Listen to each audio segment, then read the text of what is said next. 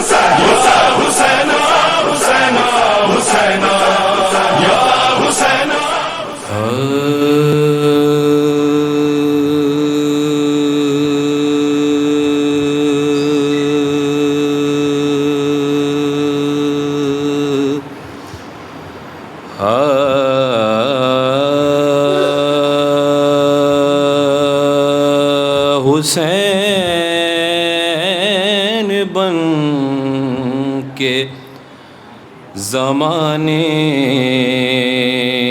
پہ چھا گئی زینب،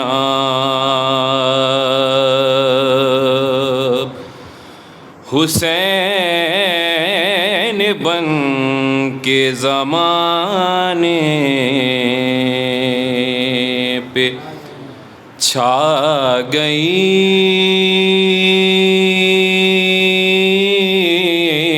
زینب، زبان تیغ سے کوفہ ہلا گئی زینب، زبان تیغ سے کوفہ ہلا گئی زینب، غریب بھائی کا غم بانٹنے کو مقتل میں، غریب بھائی کا غم بانٹنے کو مقتل میں، جوان بھتیجے کے لاشے پہ آ گئی زینب، قسم خدا کی احسان بنت زہرا ہے، قسم خدا کی احسان بنت زہرا ہے، ہمیں حسین کا ماتم سکھا گئی زینب، ہمیں حسین کا ماتم سکھا گئی زینب،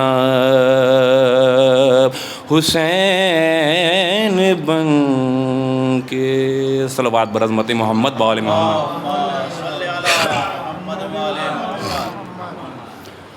اور چند چاند ایک دو شعر اور دیکھ لیجیے۔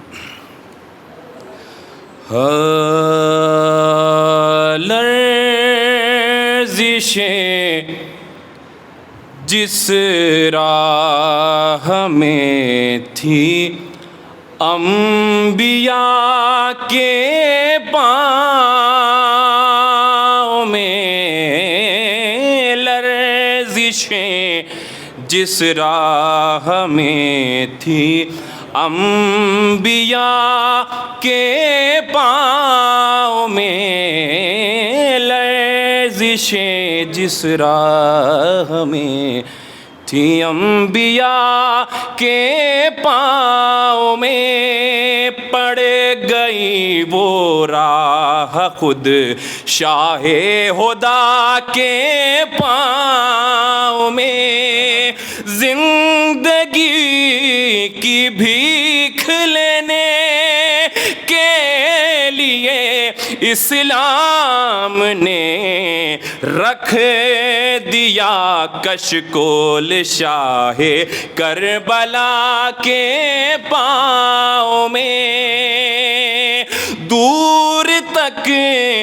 جائے گی زینب تیرے خطبوں کی گرج، دور تک جائے گی زینب تیرے خطبوں کی گرج، کون ڈالے گا رسن تیری صدا کے پاؤں میں، لرزشیں جس راہ میں۔ فاتحہ۔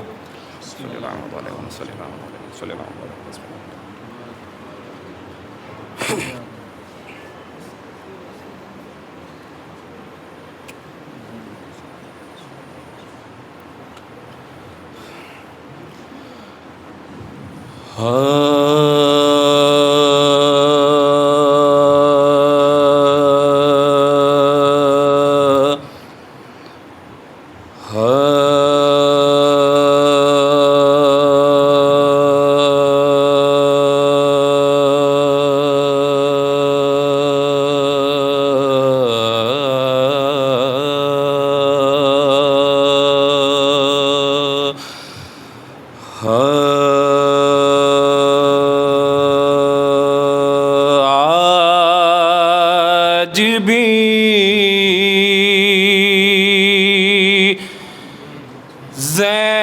زینب کی آتی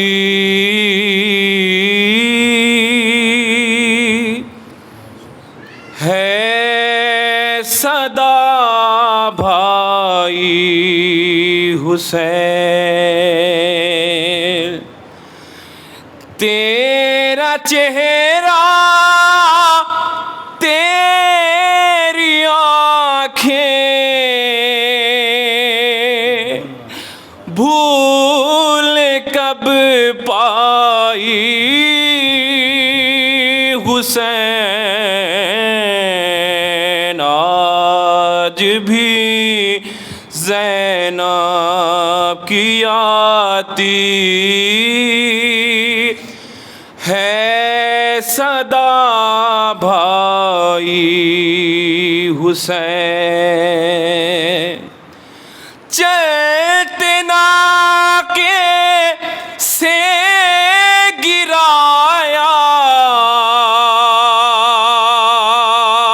خود کو جلتی ریت پر، چلتے ناکے سے گرایا خود کو جلتی ریت پر، گھٹنیوں کے بل میں تیری لاش تک آئی حسین، ارے کون تھا جو مرنے والوں میں نہیں تھا خوبرو، کون تھا جو مرنے والوں میں نہیں تھا خوبرو، بھولنے بیٹھی تو کس کس کی نہ یاد آئی حسین، بہہ رہے تھے آنکھ سے آنسو تیری رخصت کے وقت، پھر کوئی آنسو نہ ٹپکا، آنکھ پتھرائی حسین، بس میں گھبرائی تھی خنجر تجھ پہ چلتا دیکھ کر، تھی خنجر تجھ پہ چلتا دیکھ کر، پھر کسی مشکل میں گھر کر میں نہ گھبرائی حسین، پھر کسی مشکل میں گھر کر میں نہ گھبرائی حسین، آج بھی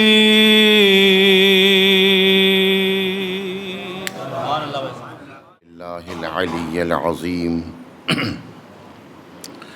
اعوذ باللہ من الشیطان الرجیم، بسم اللہ الرحمن الرحیم، الحمد للہ رب العالمین، والصلاة والسلام والتحیۃ والاکرام علی اشرف الانبیاء والمرسلین، خاتم النبیین، شفیع المذنبین، مولانا بالقاسم محمد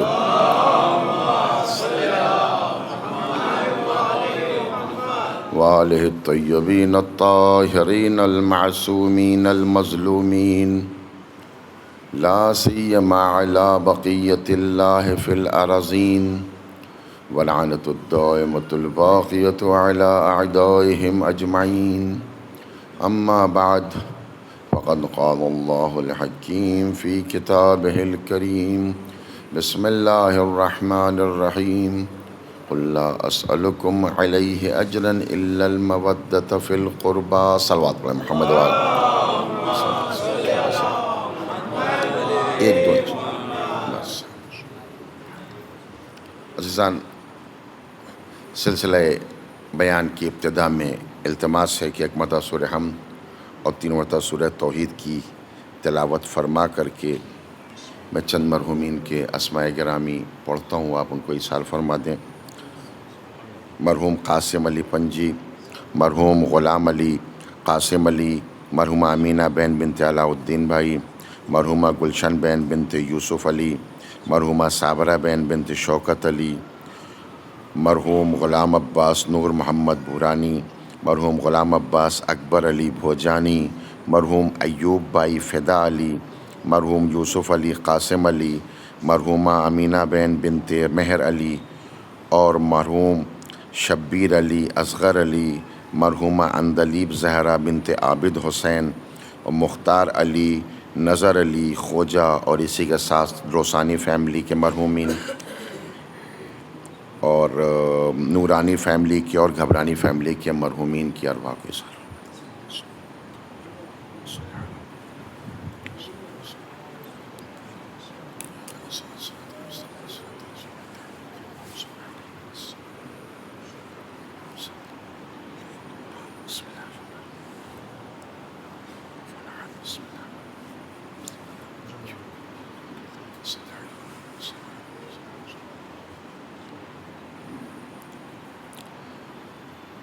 ارباب کرم، جو سلسلہ بیان جاری ہے اس کے آج 4تھے مرحلے پر، جو حیات معصومین و حیات اہل بیت کے تربیتی پہلو کے عنوان سے جاری ہے، آج ذات اہل بیت کے بارے میں ایک پہلو کی طرف اشارہ کرنا ہے، بلکہ ایک ایسے عنوان کی طرف اشارہ کرنا ہے جس سے اہل بیت کی عظمت بھی واضح ہو جائے اور ہماری تربیت کا سامان بھی فراہم ہو جائے۔ عزیزو، آج جو گفتگو ہے وہ ہے بحث صداقت اور سچائی۔ انسانی زندگی کے اندر وہی انسان کامیاب ہے جو صدق کو اپنا عنوان عمل قرار دے۔ جھوٹا یا کذب یا جھوٹی باتوں کی طرف انسان کا جانا اسلامی نقطۂ نگاہ سے صحیح نہیں ہے۔ میں چاہتا ہوں تھوڑی دیر آپ محسوس کریں کہ صداقت کسے کہتے ہیں، تاکہ پھر عظمت اہل بیت سمجھ میں آ جائے۔ طبیعی طور سے تعریف صداقت میں کہا جا سکتا ہے کہ صداقت یا صدق کہتے ہیں کسی بھی خبر کا کسی واقعے کے مطابق ہونا۔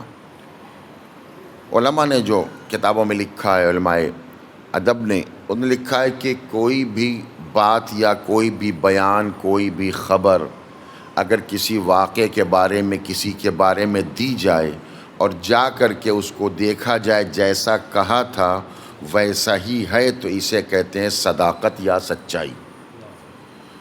اگر جیسا کہا اس کے خلاف نکلا تو اسے جھوٹ کا اور کذب کہا جاتا ہے۔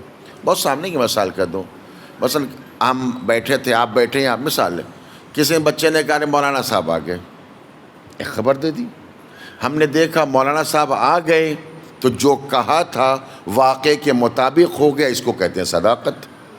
اور دیکھا مولانا صاحب نہیں آئے تو جیسا کہا تھا ویسا تطبیق نہیں ہو سکا، اس سے میچ نہیں کر سکا، تو اسے کہا جاتا ہے جھوٹ اور کذب۔ اگلے مرحلے میں وارد ہونے کے لیے عرض کرنا چاہتا ہوں کہ صداقت کا تعلق اور سچائی کا تعلق صرف بیان سے نہیں ہے، بلکہ صداقت 3 طریقے کی ہوتی ہے۔ میں نے عرض کیا کہ ایک مرحلے وار گفتگو ہے، تھوڑی دیر آپ محسوس کریں تاکہ میں نتیجے تک پہنچ سکوں۔ صداقت کا مرحلہ یہ ہے کہ صداقت 3 طریقے کی ہوتی ہے۔ صداقت خبروں کی ہوتی ہے، صداقت وعدوں کی ہوتی ہے، صداقت عہد کی ہوتی ہے۔ 3 قسم کی صداقت ہوتی ہے۔ خبروں کی صداقت کے معنی یہ ہے کہ انسان کو جو اطلاع دی جا رہی ہے، جو خبر بیان کیا جا رہا ہے، اس کے مطابق ہو جائے۔ وعدے کی صداقت، اس کا نام یہ ہے کہ جو وعدہ کیا جائے اسے پورا کیا جائے، اس کو کہتے ہیں وعدے کی صداقت۔ مگر عزیزان محترم، وعدے اور خبر، میں نے کہا تھوڑی دیر آپ میرے ساتھ رہیں، وعدے اور خبر میں ایک بڑا بنیادی فرق ہے۔ تھوڑی سی علمی گفتگو کرنا چاہتا ہوں۔ وعدے اور صداقت میں ایک بنیادی فرق ہے خبر کے اندر۔ خبر کا تعلق پاسٹ اور ماضی سے ہوا کرتا ہے، وعدے کا تعلق فیوچر اور مستقبل سے ہوا کرتا ہے۔ نہیں، میں واضح کر دوں اس میں بچوں کے واسطے، مثلا جو خبر دی، میں نے کہا فلاں کام ایسا انجام پایا، یہ واقعہ رونما ہو گیا، تو واقعہ پہلے رونما ہوتا ہے، خبر بعد میں دی جاتی ہے۔ خبر کا تعلق کہاں سے ہوتا ہے؟ گزشتہ زمانے سے ہوتا ہے، لیکن وعدے کا تعلق آئندہ زمانے سے۔ آپ وعدہ کر رہے ہیں، میں کہوں آپ میرے یہاں میں تشریف لائیں گے، آپ مجلس میں آئیں گے، آپ میرے گھر تشریف لائیں گے، آپ یہ کام کریں گے، تو اس کا تعلق گزشتہ سے نہیں ہوتا، اس کا تعلق کہاں سے ہوتا ہے؟ آئندہ سے۔ تو عزیزان محترم، بات بالکل واضح اور روشن ہو گئی کہ خبر کا تعلق وہ ہوتا ہے کہ جہاں پہلے واقعہ رونما ہو گیا ہو اور اس کے بارے میں بتایا جائے، اگر اس کے مطابق ہو جائے تو سچ، مطابق نہ ہو تو جھوٹ کہا جائے۔ لیکن وعدے کا تعلق فیوچر سے ہوتا ہے، مستقبل سے ہوا کرتا ہے، تو اب طے ہو گیا، خبر جہاں کہیں ہوگی پہلے واقعہ فرض کیا جائے گا۔ توجہ سے میں آپ کو ایک مرحلے تک لے کر کے آؤں۔ پہلے واقعہ فرض کیا جائے گا، اس واقعے کو نگاہ میں رکھ کر تب اطلاع دی جائے گی، تب بیان کیا جائے گا۔ مگر اگر کوئی اتنا اونچا ہو جائے کہ واقعہ رونما نہیں ہوا مگر کہہ دے تو واقعہ ہو جائے، آپ میرے ساتھ ایسے، میں آپ کے مرحلے تک لے کے چلنا چاہتا ہوں، یعنی اگر کوئی ایسا پیدا ہو جائے کہ واقعہ ہوا نہیں لیکن اگر زبان سے کہہ دیا تو مجبور ہے کہ واقعہ رونما ہو تاکہ صداقت کو محفوظ رکھا جائے، تو اب یہ صداقت کوئی عام صداقت نہ کہی جائے گی، اب یہ انسان عام انسانوں جیسا نہ ہوگا، اس کا مرتبہ کچھ بلند ہوگا۔ یہی تو وجہ تھی، اگر ماں نے کہہ دیا درزی کے یہاں کپڑے گئے ہیں تو چاہے دیے ہو یا نہ دیے ہو، اب رضوان مجبور ہے دروازے پہ درزی کہہ کر کے لے کر کے آ جائے۔ ایک صلوات پڑھ دے محمد و آل محمد پہ۔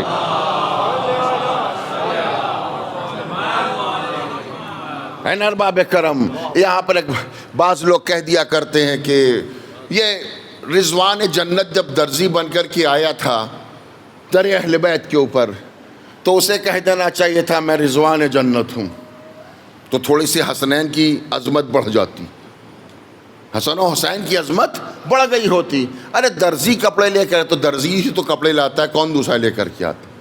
درزی کے کپڑے لانے میں کون سی عظمت کا اظہار ہو گیا، کون سی برتری کا اظہار ہو گیا، کون سی بات اونچی ہو گئی؟ اگر رضوان کہہ دیتا تو تھوڑی اونچی بات ہو گئی ہوتی، تھوڑی حسنین کی عظمت بڑھ گئی ہوتی۔ میں نے کہا تم نے ابھی حسنین کو پہچانا نہیں، تم نے ابھی حسنین کو پہچانا نہیں، کیوں؟ اس لیے کہ اگر تمہارے دروازے پر کوئی درزی آ جائے تو تمہاری ویلیو نہ بڑھے گی، لیکن ہو سکتا ہے کوئی ٹیلر ایسا اونچا ہو،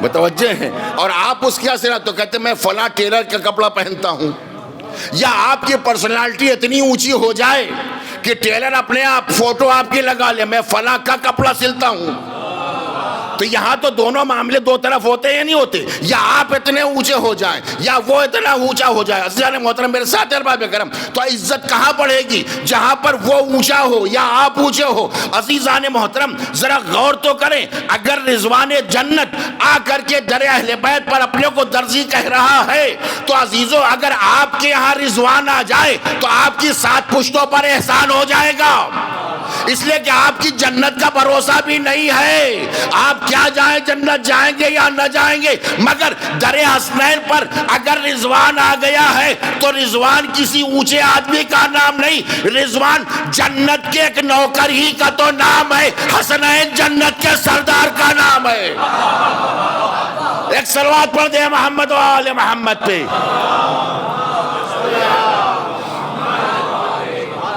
ایک اور صلوات پڑھ دیں محمد و آل محمد۔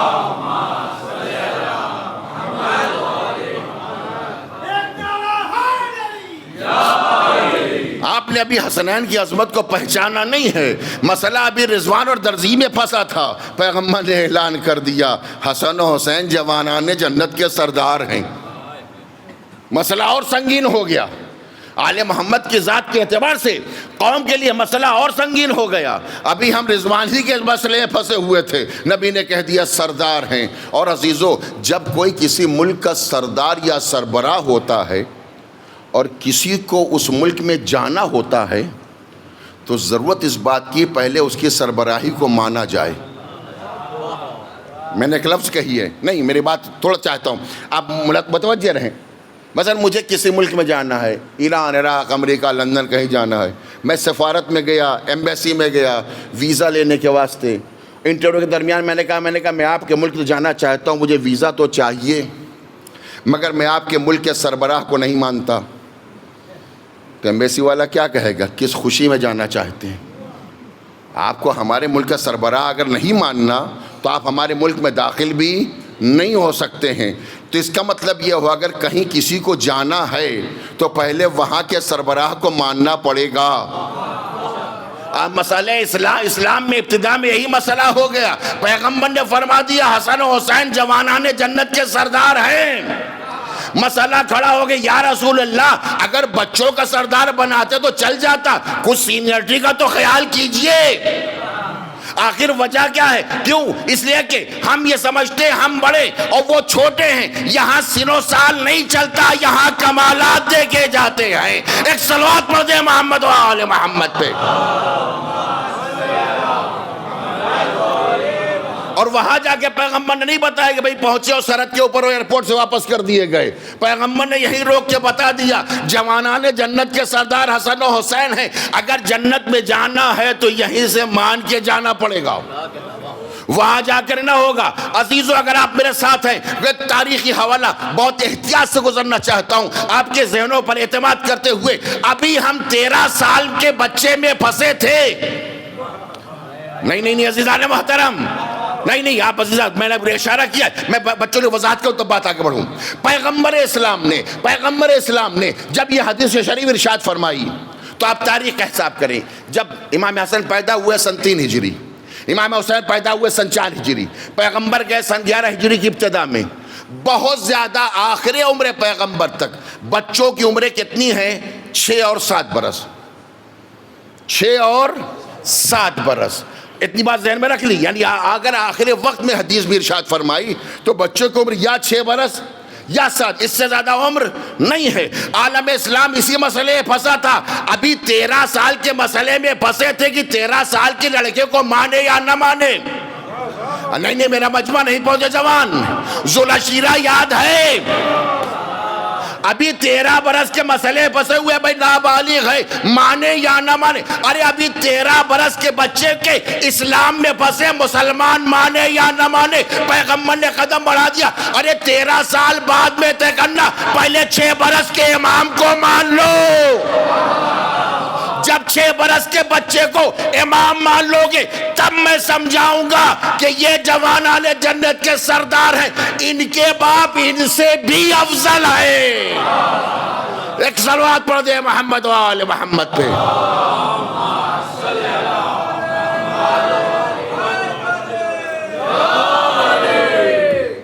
ایک اور صلوات پڑھ دے محمد و آل محمد۔ نہیں محترم، عظمت آل محمد پہچانیے، یہ جنت کے سردار ہیں۔ کس جنت کے سردار ہیں؟ کس جنت کے سردار ہیں؟ کون برابری کرے گا اہل بیت کی؟ انبیاء مقابل میں نہ آ سکے، عظمتوں میں اہل بیت کے برابر میں انبیاء بھی نہ آ سکے۔ اگر نہیں سمجھے تو قرآن پڑھو، سمجھ میں آ جائے گا۔ ہمارے پیغمبر کے بعد سلسلہ نبوت میں 1.25 لاکھ انبیاء میں دوسرے پائیدان کے اوپر دوسرے نمبر کے سب سے بڑے نبی، ان کا نام ہے جناب ابراہیم۔ ان کا نام ہے جناب ابراہیم۔ یہ معلوم میرے بچوں کو، سلسلہ نبوت جو طے ہوتا ہے اس میں سب سے بڑے پیغمبر کا نام ہے ہمارے پیغمبر، دوسرے نمبر پر جو سب سے بڑے پیغمبر ان کا نام جناب ابراہیم ہے۔ ہم نے قرآن میں دیکھا آواز جناب ابراہیم دے رہے ہیں، وَجْعَلْنَا مِنْ وَرَثَةِ جَنَّةِ النَّعِيمِ، پروردگار مجھے جنت کے وارثوں میں برقرار دے دے۔ نہیں میری بات نہیں پہنچی، شاید بچوں تک میری بات پہنچی۔ ابراہیم جیسا پیغمبر خلیل اللہ آواز دے رہا ہے، اے میرے پروردگار مجھے جنت کے وارثوں میں بنا دے۔ اب تو سمجھ میں آیا، جس جنت کی وراثت کی تمنا ابراہیم جیسا نبی کرے اس جنت کے سردار کو حسن و حسین کہتے ہیں۔ ایک صلوات پڑھ دے محمد و آل محمد پہ۔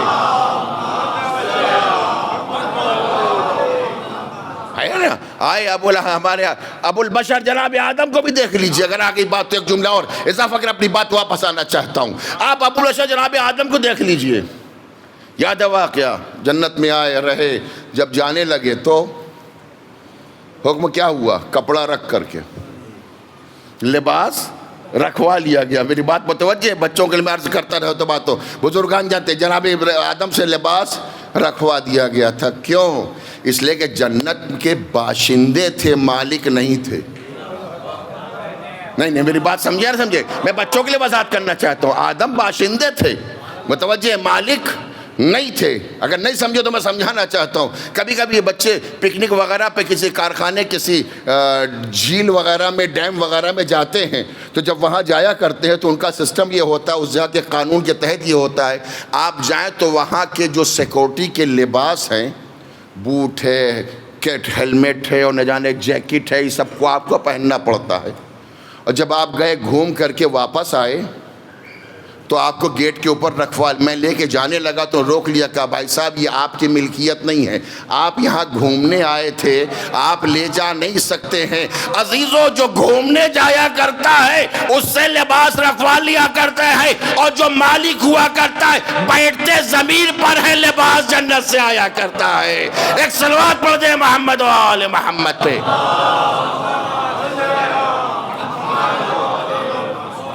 بہرحال ارباب کرم، یہ ایک ضمنی گفتگو تھی جو ساتھ ساتھ آگے بڑھانا چاہتا ہوں۔ میں چاہتا ہوں اصل مسئلہ واضح ہوتا چلے کہ صداقت کے 2-3 مرحلے ہیں، یا خبروں کی صداقت ہوتی ہے، یا وعدوں کی صداقت ہوتی ہے، یا عہد کی صداقت ہوتی ہے۔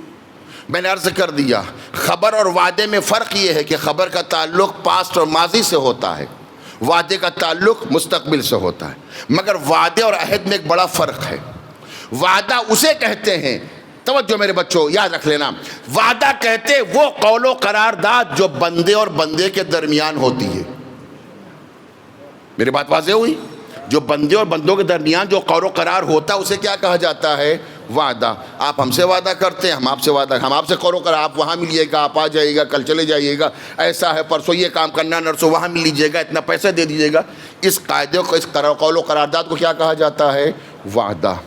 لیکن یہی قول و قرارداد جب بندے اور خدا کے درمیان ہوتا ہے تو اسے عہد کہا جاتا ہے۔ اسے کیا کہا جاتا ہے؟ عہد کہا جاتا ہے۔ بہت سی مثالیں آپ بنا سکتے ہیں، مسلمانوں نے مثال، ہم نے اللہ کے بارگاہ میں عہد کیا، پروردگار اگر مثلا میں پڑھ رہا ہوں، میں پاس ہو گیا، 10ویں پاس ہو گیا، تو مثلا یہ کام کروں گا، نماز 2 رکعت پڑھوں گا، مجھے نوکری مل گئی تو میں یہ کروں گا، مجھے منصب مل گیا تو یہ کروں گا، میرا مقدمہ جیت گیا تو یہ کر لوں گا، تو ان سب کو کیا کہا جاتا ہے؟ عہد کہا جاتا ہے۔ فقہی نقطہ نگاہ سے وعدے کا وفا کرنا مستحب، فقہی نقطہ نگاہ سے وعدے کا وفا کرنا مستحب ہے اگر اس کے اندر فراڈ، 420 اور بے ایمانی اور ٹوپی پہننے کا خطرہ نہ پایا جائے، ورنہ اگر اس چیز سے آئے تو پھر وعدہ بھی پورا کرنے کی ضرورت نہیں ہے۔ لیکن آپ توضیح المسائل پڑھیں تو اس میں لکھا اگر انسان نے، بندے نے خدا سے عہد کیا ہے تو اس وعدے کو، اس عہد کو پورا کرنا واجب ہے۔ ان العہد کان عنہ مسئولا، قیامت کے دن عہد کے بارے میں تم سے سوال کیا جائے گا، تم نے وعدہ جو کیا تھا، عہد جو کیا تھا وہ پورا کیا یا پورا نہیں کیا۔ آپ میرے ساتھ ہیں، جو میں بات کو سمیٹ کر کے پہنچانا چاہتا ہوں آخری بحث تک۔ ایک صلوات پڑھ دیں آپ تو۔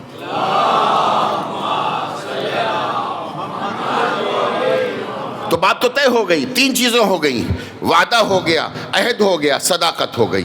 اب آئیے آپ اپنی بات کو سمیٹو، اتنی بات جو میں نے آپ سے مقدمہ کیوں عرض کی، تاکہ بات بالکل آسان ہو جائے۔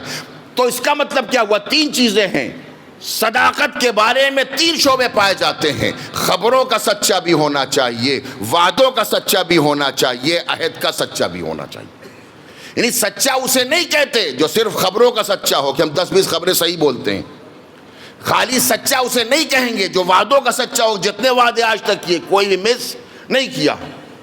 خبروں کا سچا اسے صرف نہیں کہہ سکتے جو عہدوں کا صرف سچا ہو جائے، بلکہ اس لیے کہ اگر کوئی انسان خبروں میں 100% صحیح لیکن وعدہ کبھی کسی کا پورا نہیں کیا، عہد پروردگار پہ کبھی عمل نہیں کیا، تو یہ 1/3 سچا ہے، یہ 1/3 سچا ہے۔ لیکن کسی نے 2 شعبے کو پورا کر دیا تو 2/3۔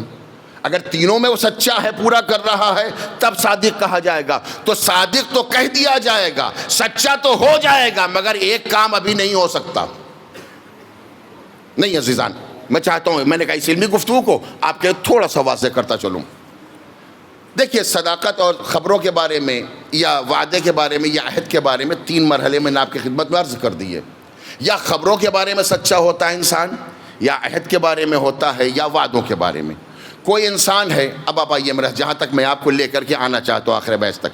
اب اگر آپ دیکھیں، کوئی انسان ایسا ہے کہ جو 100 خبریں دی اس نے، اس میں 99 صحیح اور 1 خبر غلط۔ اور آگے بڑھوں، کسی نے 100 وعدے کیے، وہ 99 تو صحیح وعدے کیے، پورے کر دیے، 1 وعدہ پورا نہیں کیا۔ کسی نے 100 عہد کیا اللہ سے، 99 عہد پورے کر دیے، 1 عہد پورا نہیں کیا۔ اگر آپ میرے ساتھ آئے تو میں کہنا چاہتا ہوں، 99 خبروں کا سچا انسان سماج کا سچا تو کہا جا سکتا ہے، ہم بھی سچا کہتے ہیں، آپ بھی سچا کہتے ہیں، متوجہ ہیں؟ 99 وعدے پورے کرنے والوں کو ہم بھی سچا کہیں گے، آپ بھی سچا کہیں گے، 99 عہد پورے کرنے والوں کو ہم بھی سچا کہیں گے، آپ بھی سچا کہیں گے۔ مگر انہی سچوں سے جو 99% مر 1% کہیں کہیں رہ گئے ہیں، انہیں سے اتنا کہا جائے، آؤ اور آ کر کے جھوٹوں پر لعنت کرو۔ اتنی دیر کی میری محنت ضائع نہ کیجیے عزیزان محترم، آپ میرے ساتھ ارباب کرم۔ 99 سچ بولنے والا ہے، 1% جھوٹ بول گیا تو خبرائے گا، کہے گا سچا تو ہوں مگر اس کام کو نہیں کر سکتا، اس لیے کہ جو 1% پلٹ کے آ گئی تو کیا کروں گا؟ متوجہ ہیں؟ 99 وعدہ پورا کرنے والا سچا تو کہا جائے گا، مگر کہا جائے جھوٹوں پر لعنت کرو تو کہے سچا تو ہوں مگر کر نہیں سکتا، اس لیے کہ 1 وعدہ میں نے بھی پورا نہیں کیا۔ متوجہ ہیں؟ 99 عہد کرنے والا کہا تو جائے گا سچا، مگر یہ کہ اس عہد کرنے والے سے کہا جائے جھوٹوں پر لعنت کرو تو وہ بھی ہاتھ کو کھینچ لے گا، اس لیے کہ 1 پلٹ کے آ گئی تو کیا کروں گا۔ اس کا مطلب یہ ہے، عزیزو پہچانو میری گفتگو جہاں تک لے کر کے آیا ہوں، اس کا مطلب یہ ہے صادق اسے کہا جائے گا جو خبروں میں بھی 100% سچا، وعدوں میں بھی 100% سچا، عہدوں میں بھی 100% سچا۔ اگر پیغمبر مباہلہ کے میدان میں صرف سچے لے جاتے، ہم بھی جاتے، آپ بھی جاتے، میرے ساتھی بھی چلے جاتے، مگر مسئلہ سچوں کا نہیں تھا، مسئلہ جھوٹوں پہ لعنت کرنے کا تھا۔ تاریخ انسانیت کو دیکھا، پیغمبر نے ایسے سچے جو جھوٹوں پہ لعنت کر سکے بس 4 ہی ملے تھے اور نظر نہیں آئے تھے۔ ایک صلوات پڑھ دے محمد وآل محمد۔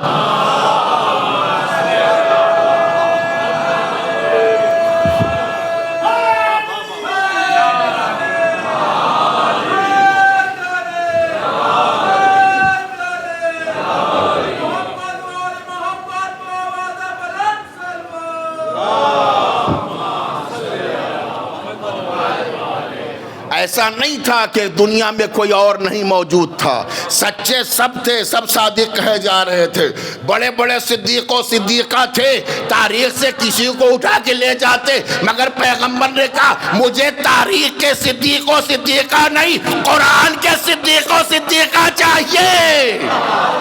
ایک اور صلوات پڑھ دے محمد و آل محمد پہ۔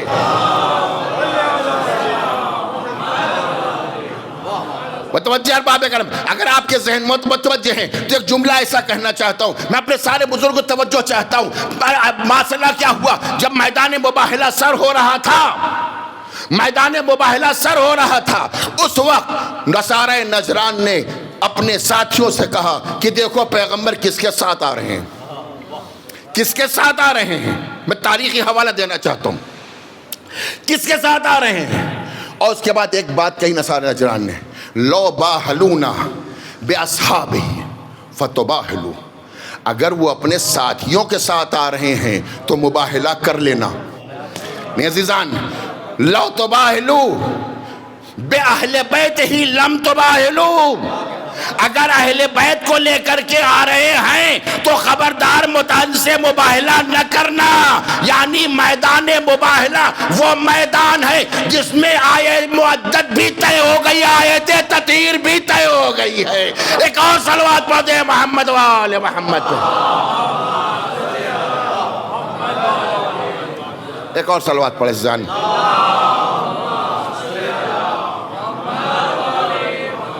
بتوچہ جملے تبرک الفضائل کے سن لی، اس گوشے کی طرف اشارہ کرو اپنے بچوں کے لیے۔ یہ مباہلہ ہوا کیا تھا؟ مباہلہ یہ تھا کہ نصارہ نجران کے 4 آدمی پیغمبر سے بحث کرنے آئے تھے۔ کیا بحث کرنے آئے تھے؟ کہ عیسیٰ اللہ کے بیٹے ہیں۔ اور پیغمبر سے پورا واقعہ مجھ کو نہیں پڑھ رہا، ایک دو طرف لفظ اشارہ کر کے بات کو آگے لے جانا چاہتا ہوں۔ اور پیغمبر سے آ کے انہوں نے مباحثہ شروع کیا، پیغمبر نے سمجھانا شروع کر دیا کہ بھائی دیکھو کیا دلیل ہے؟ کہنا عیسیٰ بغیر باپ کے پیدا ہوئے، تو پیغمبر نے سمجھا دیا اگر بغیر باپ کے پیدا ہونے میں یہ شرف ہے کہ تم خدا کا بیٹا کہہ رہے ہو تو آدم کو تو اللہ نے بغیر ماں باپ کے بنایا، وہ تو بدرجہ بڑے خدا ہو سکتے ہیں۔ جب وہ بندے خدا ہیں تو یہ بدرجہ اولا بندے خدا۔ بہت سمجھایا، بڑی آیت یہ آیت وہ، یہاں تک کہ حکم خدا آ گیا کہ اگر یہ اب کٹ حجتی پر آمادہ ہی ہو گئے ہیں تو میرے پیغمبر ان سے کہہ دو اب آؤ تم میدان میں مباہلہ کر لو، تم اپنی عورتوں کو لاؤ، ہم اپنی عورتوں، اپنے نفسوں کو، اپنے نفسوں، ہم بچوں کو لاؤ، اس کے بعد آئیں اور جھوٹوں کے اوپر ہم لعنت کریں۔ متوجہ ارباب کرم، پیغمبر نے حکم خدا سے مباہلہ کرنے کا میدان طے کر دیا، تاریخ معین ہو گئی، پیغمبر نکلنا چاہتے۔ زمخشری اور دوسرے مورخین نے لکھا ہے کہ پیغمبر سب سے پہلے جب گھر سے نکلے تو شہزادی جناب فاطمہ زہرا سلام اللہ علیہ کے گھر تشریف لائے، اور آنے کے بعد قافلہ لیا، حسن کو ساتھ لیا، حسین کو ساتھ لیا، مولا کائنات ساتھ لیا، اور لے کر کے یہاں سے نکلے، چلے یہاں سے میدان مباہلہ کی جانب۔ ترتیب ہر ایک کو معلوم ہے، امام حسن کو گود میں لیا، حسین کو گود میں لیا، حسن کی امام کی انگلی پکڑی، پشپ جناب سیدہ، ان کے پیچھے مولائے کائنات۔ یہ قافلہ جب چلنے لگا بڑی ترتیب تھی، حسین کو پیغمبر اپنی آغوش میں لیے تھے، متوجہ ہیں، حسن کی انگلی پکڑے تھے۔ عام طور سے اصول یہ ہے، آپ بھی نکلتے ہیں دیکھتے ہیں کہ بچوں کو ماں کی گود میں رکھا جاتا ہے، بچے ماں کی گود میں ہوا کرتے ہیں۔ پیغمبر آپ کیوں حسین کو اپنی آغوش میں لیے ہوئے ہیں؟ متوجہ ہیں، فاطمہ کو دے دیجئے، ماں ہے اپنے بچے کو سنبھال لیں گی۔ عجب نہیں، پیغمبر آواز دے میں فاطمہ کو بچے کو نہ دوں گا۔ کیوں نہ دوں گا؟ اس لیے کہ میں جانتا ہوں اگر آج حسین فاطمہ کی آغوش میں آ گئے تو کل کا متعصب مورخ لکھے گا ارے ماں کی ممتا تھی گھر میں کہاں بچے چھوڑتے لے کے آ گئی. میں اپنی آغوش میں لے کے بتا رہا ہوں حسین آج میدان میں ماں کی ممتا نہیں لا رہی ہے, رسالت کی ضرورت حسین کو لا رہی ہے. ایک صلوات پڑھ دے محمد و آل محمد پہ.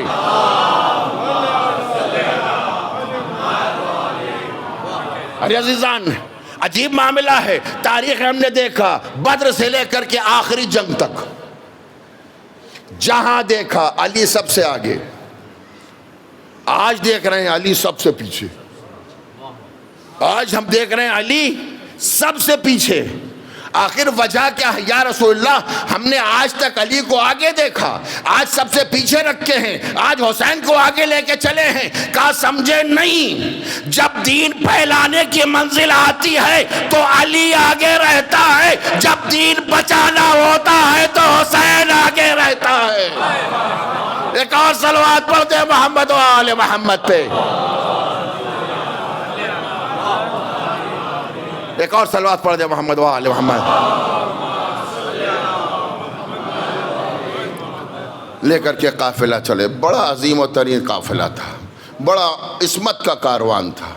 آگے آگے رسول اسلام, پیچھے شہزادی کونین, ان کے پیچھے مولائے کائنات. پہچانو عظمت صدیقہ طاہرہ. اب آپ کو سمجھ میں آیا کہ اللہ نے حدیث قصہ میں کیوں مرکز بنایا تھا؟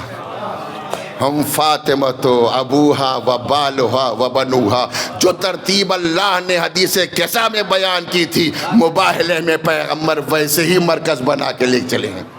فاطمہ آگے نہیں چل رہی ہیں, اور دنیا کا اصول کیا ہے؟ ترتیب چل رہی تھی, پیغمبر آگے چل رہے تھے. پیغمبر کے نقش پا جب اٹھتے تھے تو شہزادی کے قدم پیغمبر کے قدم پر آتے تھے. جب شہزادی قدم اٹھا کے آگے بڑھتی تھی علی کے نقش قدم فاطمہ کے نقش قدم پہ آتے تھے. عجب نہیں, آواز دی جائے پہچانو عظمت فاطمہ. فاطمہ اس ذات کا نام ہے کہ جو نقش قدم رسولت رسالت پر چل رہی ہے, اور نقش قدم فاطمہ وہ ہے جس پر امامت آگے بڑھ رہی ہے. ایک اور صلوات پڑھ دے محمد و آل محمد. یہ عظمت شہزادی کونین ہے. مباہلہ بڑا تفصیلی ہے, ایک دو گوشے طرف اشارہ کر کے میں آگے نکل گیا ہوں, اور نکلنا بھی چاہتا ہوں, بات کو مکمل کرنا چاہتا ہوں. پہچانے مباہلہ کتنا عظیم میدان ہے. کیا کوئی اور نہ ملا آج کی جانے کے واسطے؟ ہم نے تو ہر جگہ دیکھا بڑے بڑے سورما, بڑے بڑے ساون سب دکھائے, ہر جگہ جہاں دیکھو میدان میں نظر آ رہے تھے, نہیں آتے. آج جب قافلہ چلا تو کوئی نظر نہیں آیا, سناٹا ہے, کوئی یہ کہنے والا بھی نہیں کہ ہم بھی چلیں گے. آپ کسی چھوٹی بڑی تاریخ میں کہیں آپ کو نہ ملے گا کہ کوئی بھی آگے کھڑا ہو یا رسول اللہ ہم بھی. ارے بھائی آج چلو, ہر میدان میں تم میدان میں آگے آگے نظر آتے تھے, آج کیوں قدم پیچھے کھینچ رہے ہو؟ آج بھی آ جاؤ, آج تو خطرہ بھی نہیں, نہ مارے جاؤ گے, نہ قتل ہوگے, نہ بچے یتیم ہوں گے, نہ زوجہ بیوہ ہوگی, کوئی ٹینشن نہیں ہے. آج تو آ جاؤ. عجب نہیں, دھیرے دھیرے آواز دے. بھائی میدان جنگ الگ معاملہ تھا, وہاں ہمیں کبھی اوپر اور کبھی نیچے رہ کر کے بچنے کا ہنر آتا تھا, تلوار سے بچنے کا ہنر معلوم تھا. آج لعنت خدا کی برسات ہے, نہ پہاڑ بچائے گا نہ غار بچائے گا. ایک صلوات پڑھ دے محمد و آل. ایک اور صلوات پڑھ عزیزان. بس گفتگو کا آخری بحث میں آج لے کر کے آ گیا, اور یہی بات روک رہا ہوں. انشاءاللہ ایک تفصیلی بیان انشاءاللہ کل آپ کی خدمت میں اور رہوں گا, اور تفصیل سے اپنے سارے مطالب کا آپ خدمت میں عرض کر دوں گا. ایک صلوات سے آپ مجھ کو سہارا دے دیں.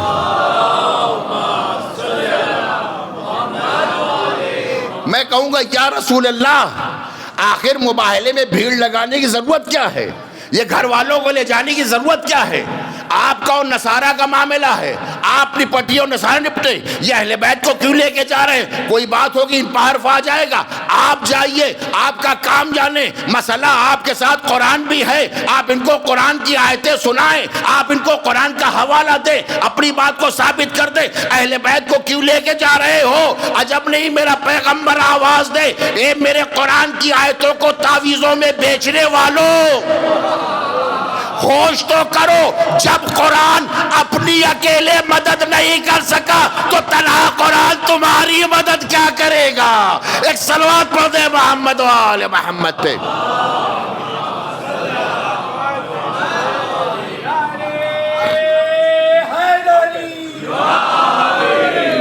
باب کرم، یہ سلسلہ تھا صداقت کا کہ جہاں پر پیغمبر نے تاریخ سے ڈھونڈ کر کے صرف 4 ایسے افراد نکالے تھے، اس لیے کہ معاملہ یہ نہیں تھا، معاملہ تھا دین کے بچانے کا۔ اب ایرے غیرے نہ جائیں گے، جو جائے گا سردار جائے گا، جو جائے گا سردار ہی جائے گا۔ باپ کو دیکھا سید الانبیاء، شوہر کو دیکھا سید الاوصیاء، بیٹی کو دیکھا سید نساء العالمین، حسن و حسین کو دیکھا سیدہ شباب اہل جنہ۔ اس کا مطلب دین کو بچانے کے لیے سردار گئے ہیں، نوکر مدینے ہی میں رہ گئے ہیں۔ ایک اور صلوات پڑھ دیں محمد و آل محمد۔ عزیزو، یہ دین آسان نہیں تھا، بڑی مشکل سمجھا۔ ہر مقام پر جب ضرورت پڑی تو وہاں پر دین بچانے کے لیے اہل بیت ہی آمنے آئے۔ اسی لیے پیغمبر نے عرض کیا، مباہلے میں پیغمبر حسین کو آگے لے کے چل رہے تھے کہ دین جب تک پھیلانے کی بات ہے تو تلوار چلا کے علی پھیلا رہے تھے، لیکن جب دین پر وقت آئے گا تو دفاع کے لیے میرا حسین ہی آگے بڑھے گا۔ اور یہی وجہ ہے کہ حسین میدان میں آ گئے، تنہا نہ آئے۔ اگر پیغمبر اپنے اہل بیت کو دین کے بچانے کے لیے لے کے گئے تھے تو حسین بھی دین کو بچانے کے لیے اہل بیت کو ساتھ لے کے گئے، تنہا نہ گئے۔ کیا کیا قربانیاں!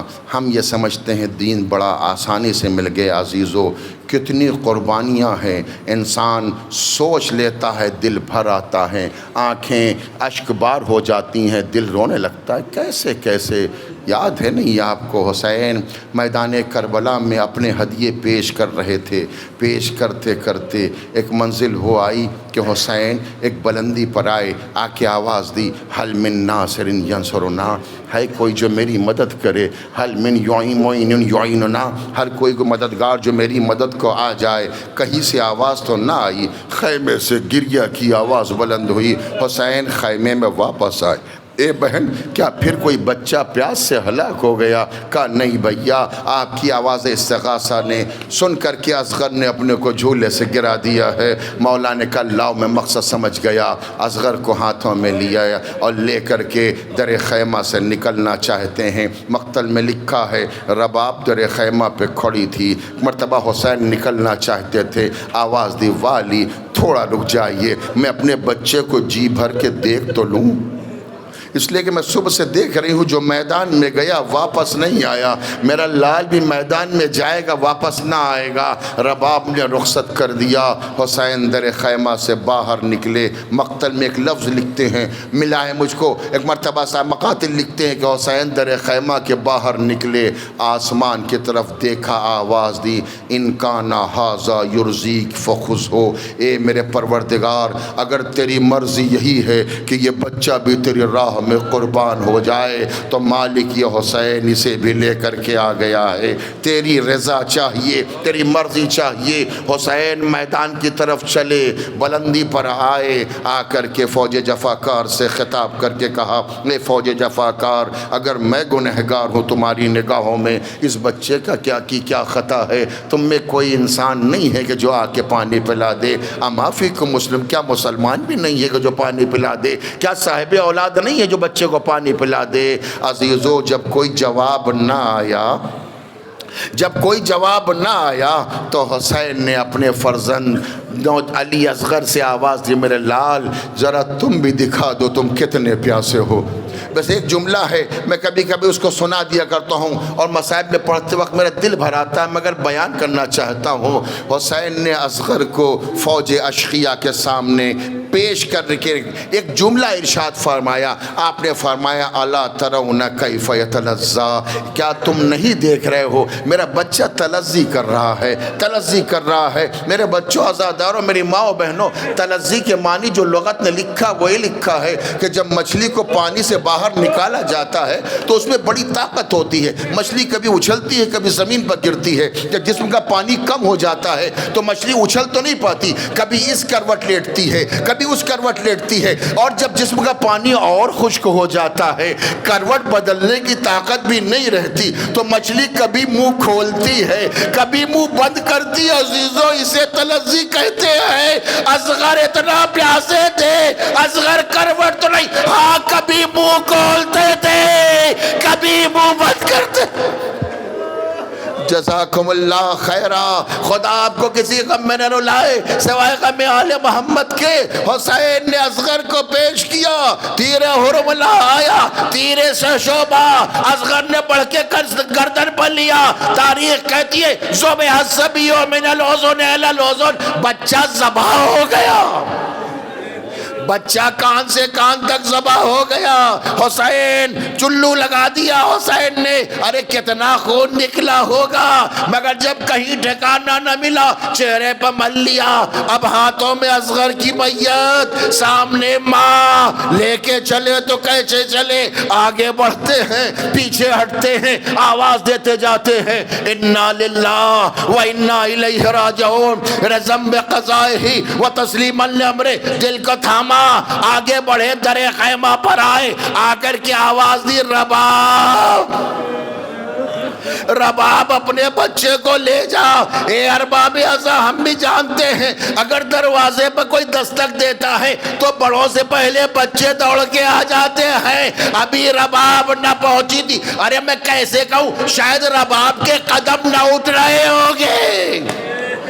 ہائے رباب نہ پہنچی, سکینہ پہنچی, کہنے لگی بابا میں سمجھ گئی آپ سکینہ کو, آپ اصغر کو زیادہ چاہتے ہیں. سکینہ پیاسی رہ گئی, رباب آ گئی. ارے حسین نے ابا کا دامن ہٹایا, رباب نے دیکھا, آواز دی اے میرے لال, کیا تیرے جیسے بچے بھی ذبح کیے جاتے ہیں.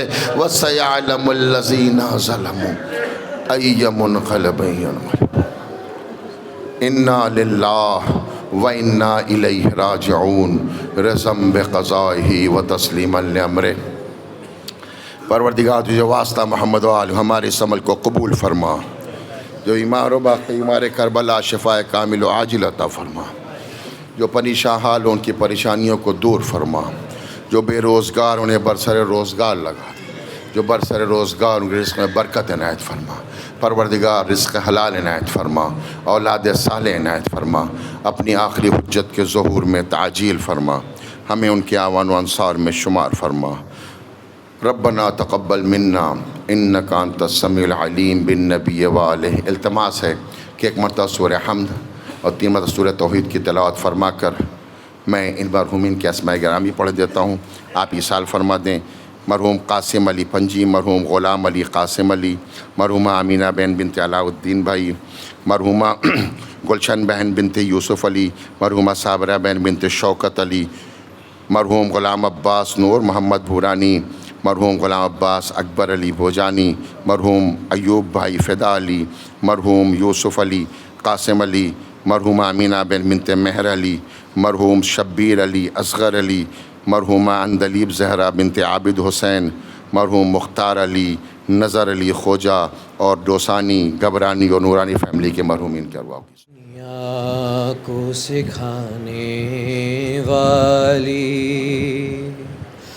آئی بازاروں میں زینب, پردہ دنیا کو سکھانے والی آئی بازاروں میں زینب, پردہ دنیا کو سکھانے والی آئی بازاروں میں زینب, پردہ دنیا کو سکھانے والی آئی بازاروں میں زینب. گھر سے باہر بھی نہ آنے والی, گھر سے باہر بھی نہ آنے والی آئی بازاروں میں زینب, پردہ دنیا کو سکھانے والی آئی بازاروں میں زینب. پردہ دنیا کو سکھانے والی آئی بازاروں میں زینب، جس نے بابا سے چھڑائے تھے کئی بار اسیر، جس نے بابا سے چھڑائے تھے کئی بار اسیر، قیدی آزاد کرانے والی، قیدی آزاد کرانے والی آئی بازاروں میں زینب، پردہ دنیا کو سکھانے والی آئی بازاروں میں زینب، پردہ دنیا کو سکھانے والی آئی بازاروں میں زینب، دین کی خاطر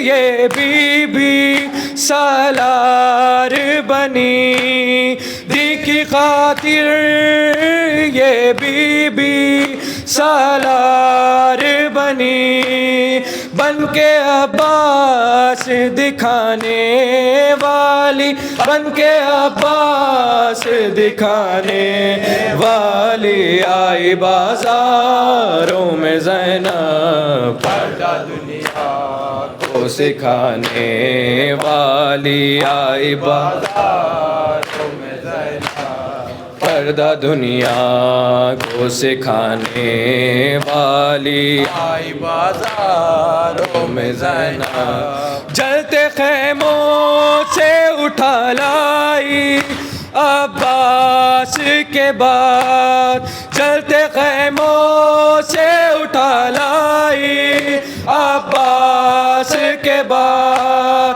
علی عابد کو بچانے والی، علی عابد کو بچانے والی آئی بازاروں میں زینب، پردہ دنیا کو سکھانے والی آئی بازاروں میں زینب، پردہ دنیا کو سکھانے والی آئی بازاروں میں زینب، اپنے سینے پہ سکینہ کو زندانوں میں، اپنے سینے پہ سکینہ کو زندانوں میں، باد بھائی کے سلانے والی، باد بھائی کے سلانے والی آئی بازاروں میں زینب، پردہ دنیا کو سکھانے والی آئی بازاروں میں زینب، پردہ دنیا کو سکھانے والی آئی بازاروں میں زینب، ننگے سر پڑتی رہی خطبے بازاروں میں، ننگے سر پڑتی رہی خطبے بازاروں میں، کسر دشمن کو ہلانے والی، کسر دشمن کو ہلانے والی آئی بازاروں میں زینب، پردہ دنیا کو سکھانے والی آئی بازاروں میں زینب، پردہ دنیا کو سکھانے والی آئی بازاروں میں زینب، اپنے سینے پہ سکینہ کو زندانوں میں، اپنے سینے پہ سکینہ کو زندانوں میں، باد بھائی کے سلانے والی، باد بھائی کے سلانے والی آئی بازاروں میں زینب، پردہ دنیا کو سکھانے والی آئی بازاروں میں زینب، پردہ دنیا یا حسین یا حسین یا حسین یا حسین یا حسین حسین حسین حسین حسین حسین